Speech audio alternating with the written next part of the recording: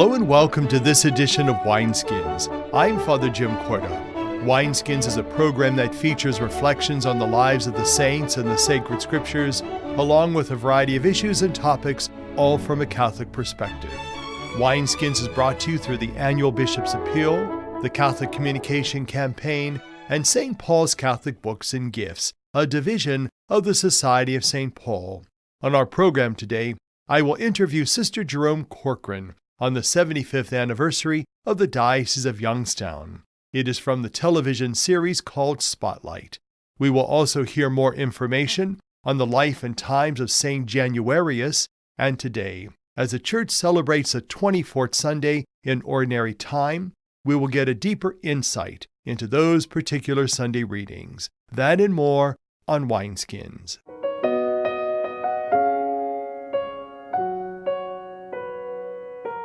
Catholic Charities is an important part of the life of the Church and her members.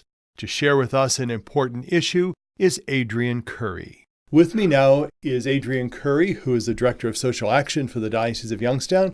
Adrienne, welcome back to Winsskins. Thank you. You know, during this year, we're obviously as a diocesan church celebrating our 75th anniversary, and so it's a time to kind of remember the past and look forward to the future, and obviously celebrate the present. In your position and in your department, what are some of the past events that you have celebrated, and what are you looking forward to in the future? Well, you know, I've only been in the position for 2.5 years, so I haven't had much in the way of celebration. I'm looking forward to getting to know the people a little better. I've been getting out a little more, doing things with the schools. I went to a presentation of the principals a couple of weeks ago, and we're working on Laudato Si things for the school. One of my successes, I have to say, we have 3 global solidarity high schools with Catholic relief services. And so, speaking with Mary Fiala, we're trying to get the other 3 high schools to become global solidarity high schools. So I'll have all of them. So I'm looking forward to that. And what about some other important things that in the area of social action in the church that you feel we really need to address? And what would you like to spend some time in the future, near future, addressing? I am looking forward to the Bishop's pastoral letter on racism.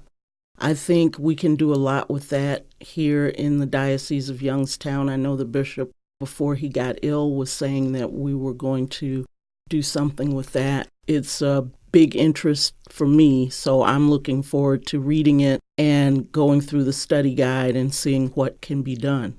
I think for the folks that are with us, what would you like to let them know about this sin of racism? What can they do to try to affect change in their homes, in their communities, in their churches? I would say just get to know people who are different than you. Don't say that you're colorblind, because when you say you're colorblind, oh, I don't see color, I don't see race, you're really discounting the person of color. So listen, share, and be open to what people tell you, and don't knock what they say. I know that in the recent months, past months, you have been part of some national events, like going to certain workshops and talks. What have you found in your travels that have enlightened you about the area that you're working in here in the church? I always find something new. I went to the Social Action Summer Institute this past summer in Philadelphia, and I always come back with a new to-do list of things that I can do to bolster my work here. Next month, I'm going to Catholic Charities USA annual meeting, and I'm on the Community of Faith for Advocacy, that group. So I'm looking forward to seeing how we could get people more involved in advocacy here in the diocese. In our final 2 minutes, I know that you and I are on the Lutheran Catholic Covenant Commission. What would be something in recent months that we've talked about that you'd like to share with the folks that are with us concerning ecumenism and interfaith dialogue? I would say just like people need to speak with people who are different than them, who are different races, they need to do the same thing with people of different religions. and see that we are one people. And so I look forward to our celebrations that are coming up, especially during this anniversary year. Adrienne, let us know if the people want more information. Where do they go? Who do they contact? They can contact me at acurry@youngstowndiocese.org. Or they can also call you at the diocese at 330-744-8451. And what about the bishop's organization and website? It's www.usccb.org. And what would you like to tell the folks, especially in parishes, what they can do to help you, but also to help themselves learn more about social action in the diocese and in the church? They can invite me to their parishes. I am more than willing to come out, help them set up a social justice committee if they want to, or if they want information on anything justice related, I can provide that. And just one final thought, especially in this anniversary year that we're celebrating, how has your department celebrated that and lifted that up, these 75 years in the diocese? We're actually planning a social justice event. I can't give you any details yet because we're still thinking about it, but some kind of service project. Well, when you have that plan, please give us a call, let us know, and we'll help you promote that through Winsskins. Thank you. As always, we thank you for your presence here on Winsskins and for sharing the information that you're doing at Social Action in the diocese, but also our prayers are for you and for Catholic Charities in general. Thank you. For Winsskins, I'm Father Jim Korda. St. Januarius was a bishop and martyr of the Church. To tell us more is Ron Puhala. He is from Holy Family Church in Poland. St. Januarius, popularly known as San Gennaro, was martyred with 6 companions near Naples, Italy, sometime around the year 305. His feast is listed in the Jerome calendar. The feast is likewise celebrated in the Eastern churches, although Byzantines celebrate it on April 20th. The most ancient reference to the existence of St. Januarius is in a biography of St. Paulinus of Nola. Describing the death of St. Paulinus, the author says, Paulinus began to ask in a clear voice where his brethren were. One of the priests, thinking that he was referring to his brother bishops who had just celebrated the Eucharist with him in his bedroom, responded, "Your brethren are all here with you." But he answered, "I am speaking of Januarius and Martin of Tours, my brothers in the episcopate, who a little while ago were speaking to me and promising me that I soon would join them." San Gennaro, bishop and martyr, is a special patron of Naples. Connected with this feast is the liquefaction of his blood. 4 times a year, the first Saturday of May, September 19th, the feast, and sometimes on December 16th, the blood liquefies when the reliquary is exposed. There is historical proof of this event since the 13th century. Some popes have attached indulgences to the veneration of the relic. The opening prayer of the Mass is taken from the Gregorian Sacramentary. God our Father, enable us who honor the memory of St. Januarius to share with him the joy of eternal life.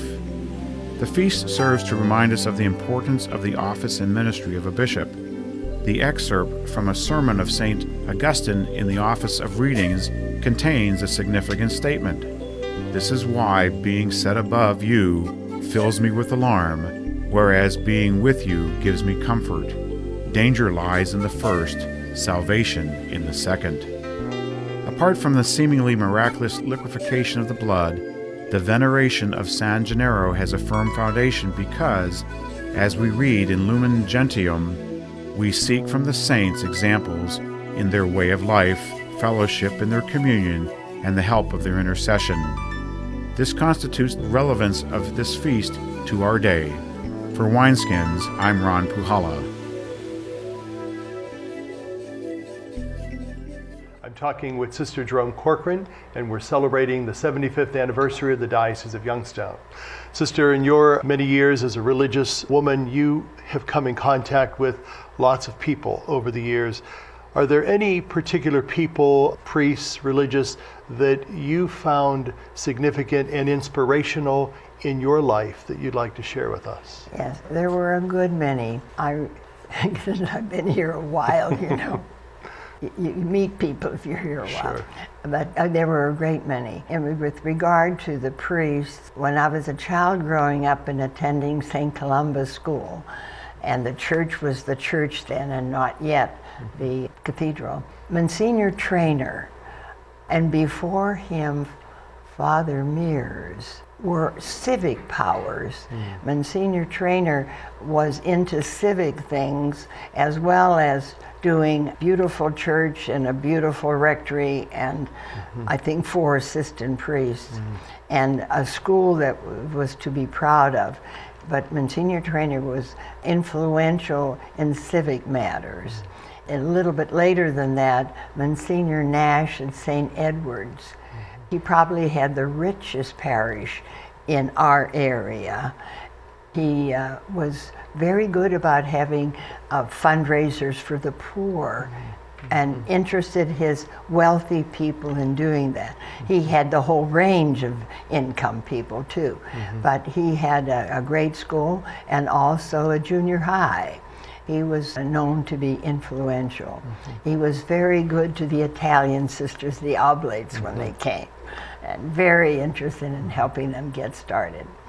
Then we have on the south side, Monsignor High, but before him, Father Casey. He was director of education, for instance, and well known and highly thought of. I never knew him, but Monsignor Heinrich carried on his traditions of a solid parish, active ministries, doing something.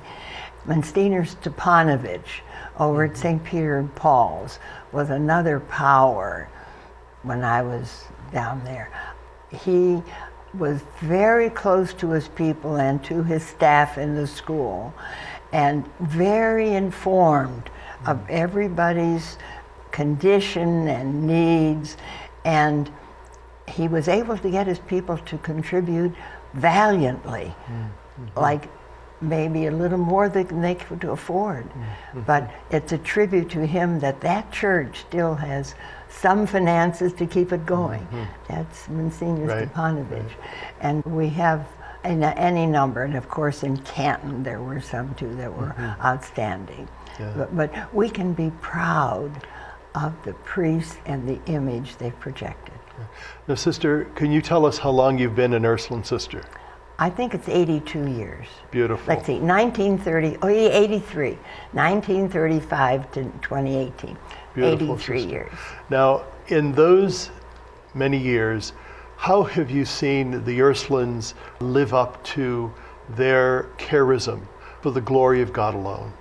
It's kind of hard to put your fingers on exactly this, but it seems to me that motto has been really ingrained in all of us, and through the many years when we were just teachers, it showed in the work we did in school, and those who teach others unto or shine like stars for all eternity. Those quotations were big in our lives.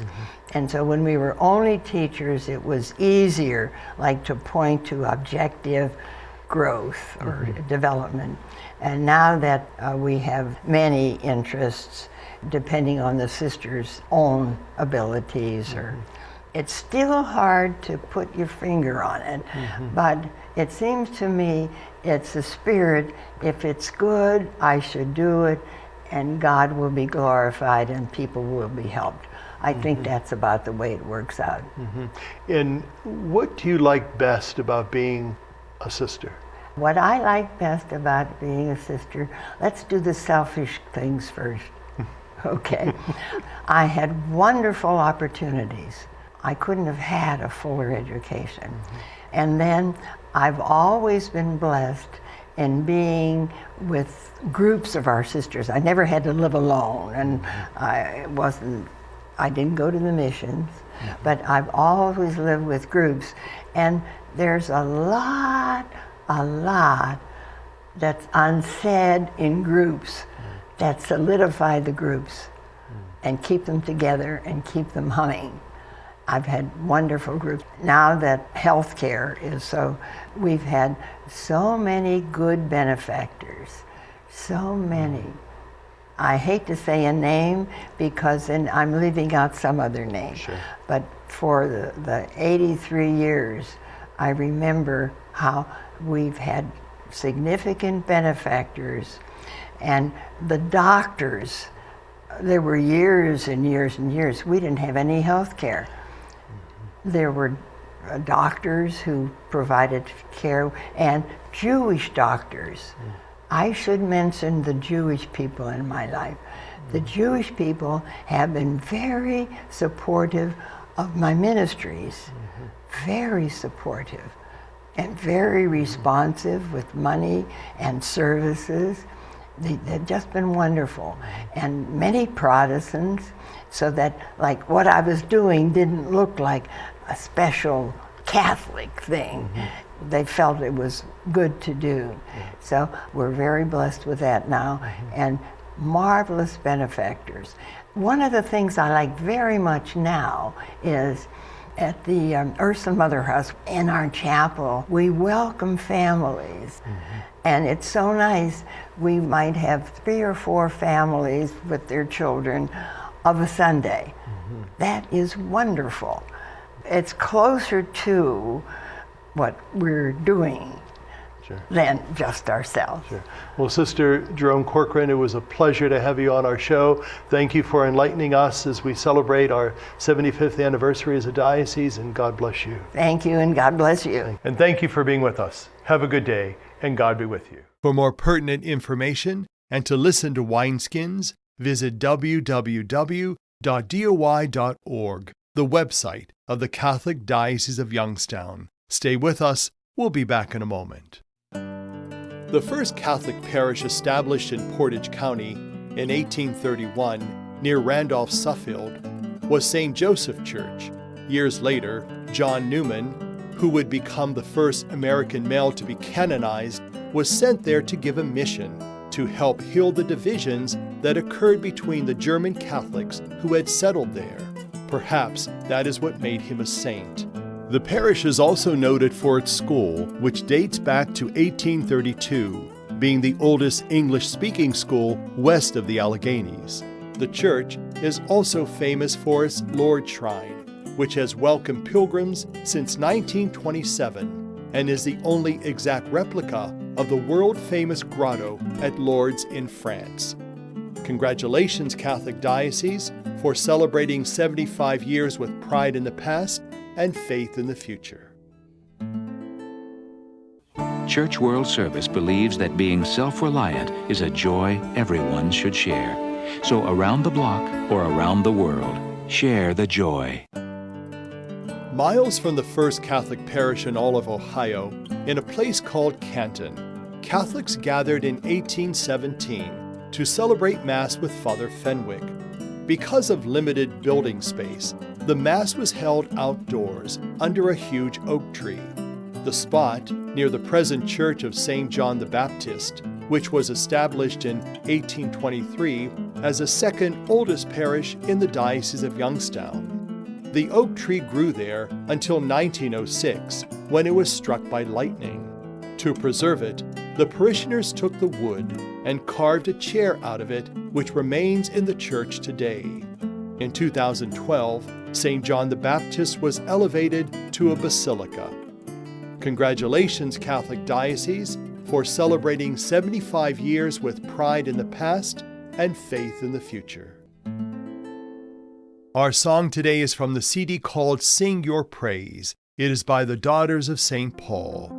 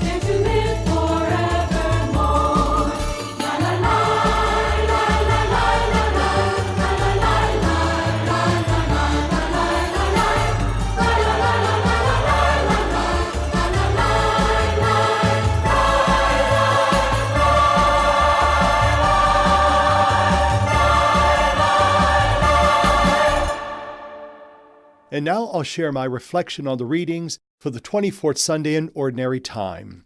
In our Gospel today, Jesus told his disciples for the first time that he was going to die. It was an announcement that they were not prepared to hear. No thought could have been further from their minds.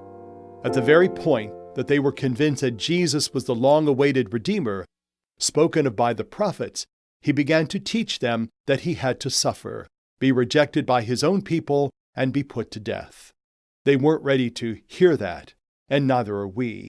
What kind of Redeemer is this who voluntarily commits himself to the cross and calls upon his followers to do the same? That's strange talk for a Savior sent from God. But when you stop to think about it, how else could it be? What other kind of redemption is there for this world? Do you know of any human situation that has ever been redeemed apart from the cross? That is what Jesus was committed to and appealing for. The cross is something daily and vital, lying at the very heart of life itself. The bottom line is that in this world there are two kinds of living. One kind makes life cost more. The other kind helps to pay the cost. When we think of the cross in those terms, it is a familiar and vital principle that is being lived on a daily basis by ordinary women and men just like you and me. Some people make life cost more, that is sin.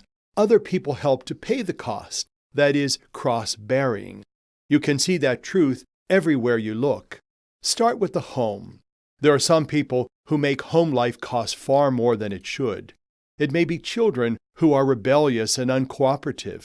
Oftentimes, it's a father who is bad-tempered and moody. It may even be a mother who has formed a habit of complaining and self-pity for so long that her face has forgotten how to smile. Move from the home into the world. There are those who make life cost more, and there are those who help to pay the cost. Look at the church. Some people only use the church. They seldom, if ever, think of it except to baptize their babies, marry their young, and bury their dead. Their chief concern is what the church can do for me. The leaners and the lifters. Anywhere you look in this world, you will find them. It's easy to tell them apart.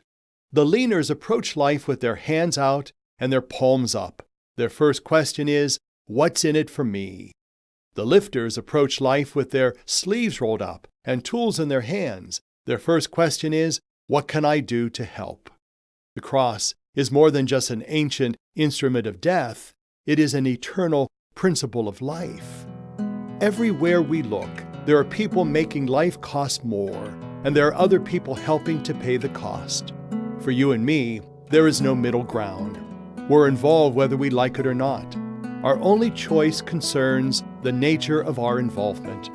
By sin and selfishness, we can increase the price, or by self-denial and service, we can help pay for it. The issue is just that clear. Christ carried his cross for us. Now we have an opportunity to carry our cross for him. For Winsskins, I'm Father Jim Korda. By sin and selfishness, we can increase the price of pain in the world, or by self-denial and service, we can help pay the price for sin and suffering in the world. The issue is just that clear. Christ carried his cross for us. Now we have an opportunity to carry our cross for him. Winsskins is a production of CTNY, the Catholic Telecommunications Network of Youngstown. It is brought to you by the Annual Bishop's Appeal, the Catholic Communication Campaign, and St. Paul's Catholic Books and Gifts. I'm your host, Father Jim Korda, wishing you a beautiful week.